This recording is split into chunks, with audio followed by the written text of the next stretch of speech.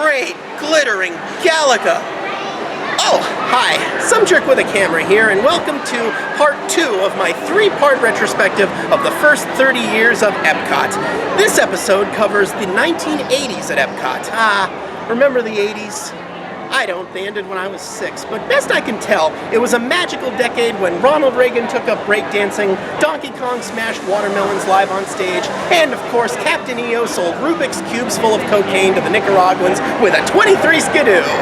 And also, Epcot Center celebrated its first 7 years of existence or something. Enjoy! Previously on Acid. That extra special.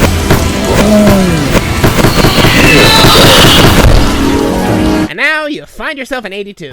So after all the pageantry and hoopla surrounding the 1982 grand opening of Epcot Center, how exactly did the public react to this bold new vision? It was immediately a runaway smash success, and even more immediately a crushing, disappointing failure. Oh sure, the shiny new park attracted the curious crowds at first, but generally after walking through Epcot's 300 acres just to experience all 13 educational rides and attractions, their feet were just a little too tired to come back for more. Here in Florida, we have something special we never enjoyed at Disneyland. The blessing of size. Yeah, that blessing of size has violated more feet than Quentin Tarantino. Generations of podiatrists have based their whole careers around treating Epcot victims. And my feet have been threatening for several hours now to secede from my legs, tunnel their way out of my shoes, and start a new life somewhere. We'll do it too. You don't have the guts. Quentin Tarantino's out there somewhere. He's not real. You just made him up to scare us. We demand some dignity down in here. Yeah, lefty's right. Why do you always have to undress us at the airport, pervert? There's no way that's a real rule. We demand some relief from your 300 pound sorry ass. We need pedaling extremities or a program noble race. I hate it when they get sore. Cut foot loose! But here's what's even sadder. There's actually a reason they made Epcot so criminally ungodly big. They deliberately left a ton of empty space between these pavilions because they actually thought if Epcot was successful enough, they could eventually still build Walt City of the Future around them. That's why they called the place Epcot Center, so it could serve as the centralized hub for the community. But it was not to be. The place quite simply had too many fires to put out. It was too big, too bland, too boring, too corporate, no thrill rides, not enough stuff to do. This is the most boring place I've ever been to in my life. It certainly developed a cult fan base because, frankly, it was too unique not to, but to the general public, it really was Fantasia to Disneyland Snow White in the worst possible way. While Disneyland and the Magic Kingdom surrounded their guests with escapist entertainment, Epcot wouldn't even let you see the sweet-ass dinosaur robots without trapping you in educational film The Ride. More than 80,000 photovoltaic cells generate electric current to help power your traveling theater cars. So, in a sense, you've been riding on sunshine. These select few are making 3 cents a day. And let's be perfectly honest, I don't know about you, but nobody the fuck goes on vacation to learn shit!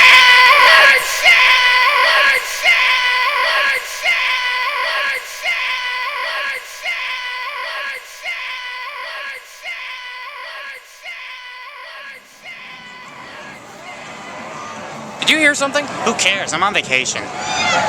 Disney learned that lesson the hard way with Epcot and never made that mistake again until they made that mistake again and again and again. Apparently even Disney refuses to learn lessons at Disney parks. They're like that annoying uber geek friend you have who won't shut up blathering about his geeky obsessions all the time until you just want to say, shut up, nobody cares about theme park trivia, but you can't even strangle the guy because you can't reach your hands through the mirror. Because Mickey Mouse lied to me again. And that rat bastard will pay.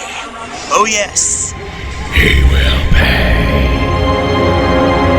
So anyway, despite the sorry fates of the Africa Pavilion and the Axis rides, Epcot did still manage to open 3 more pavilions in its next 2 years, all of which helped give the place some much-needed identity. World Showcase got the beautifully opulent Morocco Pavilion, while Future World got the charming future-themed Horizons and the even more charming Original Journey into Imagination, featuring Epcot's first-ever marketable characters, a whimsical old inventor named Dreamfinder, and his creation, an even whimsicaler, cute purple dragon named Figment. Yeah, that's another thing. The park had no recognizable characters at first. They had Dreamfinder and Figment wandering around, but no one even knew who those were until the ride opened. If you wanted to meet Mickey Mouse or Goofy or any of the classic Disney characters, you had to go to the Magic Kingdom. So guess what? People did. EPCOT will be the place for parents to drag the kids, not the other way around. How do we make this big, expensive gamble of a park a surefire success? I know! Let's shut out literally the most successful thing we've ever done. Let's take the freaking symbol of our entire company and lock him up in the Magic Kingdom like he's Grandpa at the old folks' home. Back in my day, mice were mice, broads were broads, and every cow's lower jaw was a xylophone. There you are, you rat bastard! Come here and taste chainsaw! This'll teach you to spread bits right out the fucking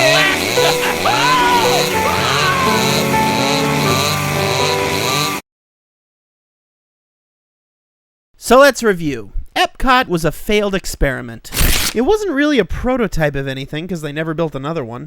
It wasn't a community, because nobody lived there. And it didn't magically transport you to tomorrow unless you fell asleep on Universe of Energy. Which was quite likely. It was barely even of. But mostly it was an enormously risky venture that just wasn't paying off like they'd hoped, and it contributed heavily to the company very nearly toppling into bankruptcy. Until... Then it gets so cold out here all of a sudden. God have mercy on her. God have mercy on me. No!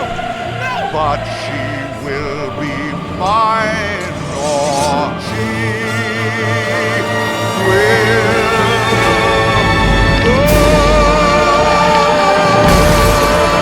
At Disney, we actually encourage failure.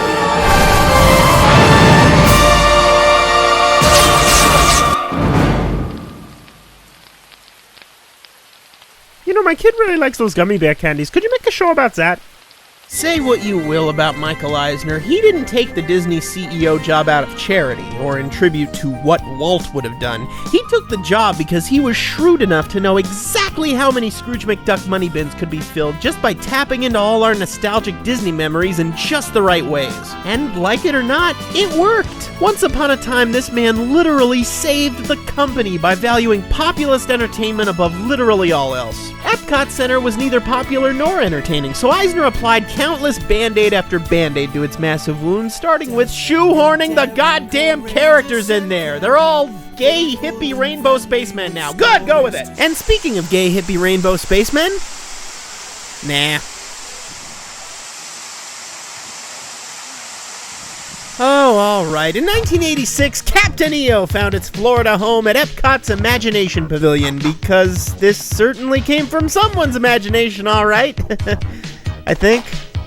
Who cares? As long as I have a big spinning rock to stare at, everything's gonna be okay. Ow! The same year also saw the opening of the Living Seas, the world's largest saltwater aquarium at the time, featuring thousands of stunningly beautiful sea creatures to admire while devouring their brethren at the Coral Reef restaurant. Watching fish while eating fish, that's almost some sick, twisted Roman Colosseum derangement. Now, some people have accused Eisner of opening the Living Seas just to shamelessly crush SeaWorld, but actually, Disney started building this place before Eisner even had the job, so that claim is about as baseless as saying he opened Disney MGM Studios just to crush Universal, or Animal Kingdom just to crush Busch Gardens Tampa, or Pleasure Island just to actually crush Church Street Station, or literally 17 on-property hotels just so he could demolish Orlando's hotel industry, or Disney's Magical Express just to ensure that no Disney World guest ever has to see a square fucking inch of Florida not owned by Disney. Oh, come on! I didn't even mention the mice this time. What are you doing? No! No, not my shark tank! Not my shark tank! But even with such adorable aquatic sea creatures as Michael Jackson at the park's disposal, it was still considered kind of an afterthought, even in the celebrity endorsements. It's a supercalifragilistic Disney World vacation. There's always something going on. It's quite a celebration. Bet there's nothing left to do. There's Epcot too. You heard the Huxtables. Walt Disney's last dream, the massively important bridge to the 21st century. 4 years into its existence, it was just there too. Why'd they go on vacation without Cliff? You know, of all the basements I've ever been chained up in, this one has by far the most meth labs. In 1988, World Showcase got a nighttime fireworks show called Illuminations and a pavilion for Norway featuring, holy shit, a second World Showcase ride! And I still think Maelstrom is monstrously underrated, no matter how much my friends hate it. My friends hate it. Go torture them. Then in 1989, Future World got Wonders of Life. Don't talk to me about life. Which dealt with the disgustingly shameful inner workings of biology in 3 magnificent new attractions. The Making of Me, starring Martin Short, Body Wars, starring Elizabeth Shue and Tim Matheson and directed by Leonard freakin' Nimoy, and Cranium Command, starring Charles Grodin, John Lovitz, George Wendt, Dana Carvey, Kevin Nealon, Bobcat Goldthwait. From Straight Elsewhere, Christina Pickles. From Comedy Music, Weird Al Yankovic. And from the Center Square, Alf.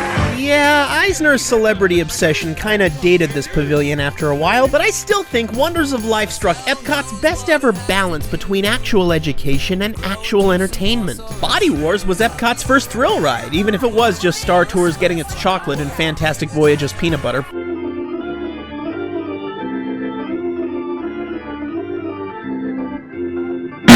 And apparently, Cranium Command's animated pre-show so impressed the Disney executives, they hired its directors to direct a little film called Beauty and the Beast! I'm not kidding. This led directly to this. Hey, I love that wacky internet cartoon you did. Want to direct Lawrence of Arabia? Okay.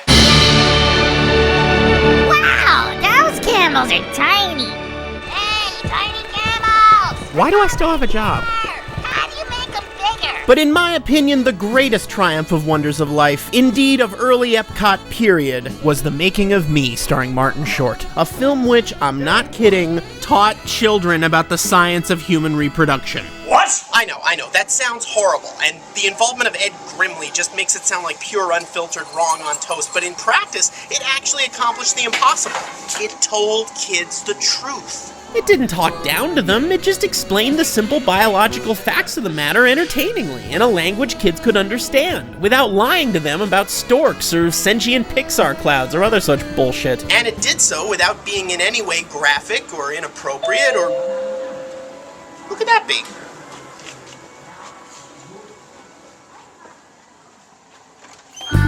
Did someone order a pizza?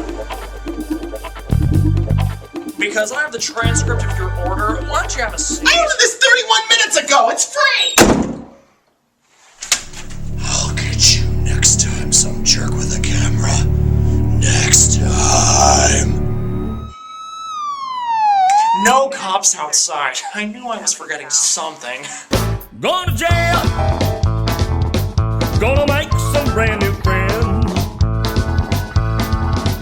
Going to jail. They tell me the fun there never ends. I don't have my brown pants, but I'm glad I got the pens. Going to jail. Going to jail. Damn it, Vanessa, you think you can ignore me just because you turned into a skeleton? Call me back.